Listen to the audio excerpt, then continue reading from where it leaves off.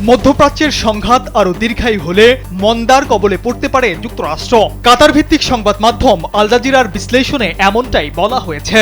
যদিও president Donald Trump এখন পর্যন্ত এই যুদ্ধকে একটি বড় সাফল্য হিসেবে চিত্রায়িত করার চেষ্টা করছেন এবং দাবি করেছেন যে যুদ্ধের প্রথম ঘণ্টাতেই তারা জয়ী হয়েছেন, তবে বাস্তব চিত্র ভিন্ন কথা বলছে। ইসরায়েলের সঙ্গে জোট বেঁধে মধ্যপ্রাচ্য ইরানের সঙ্গে যে যুদ্ধে জড়িয়েছে যুক্তরাষ্ট্র তা এখন শুধুই রণক্ষেত্রেই সীমাবদ্ধ নেই। এই যুদ্ধের ঢেউ আশ্রে পড়ছে বিশ্ব অর্থনীতির ওপর, যার বাইরে নয় বিশ্বের বৃহত্তম অর্থনীতির দেশ খোদ যুক্তরাষ্ট্র।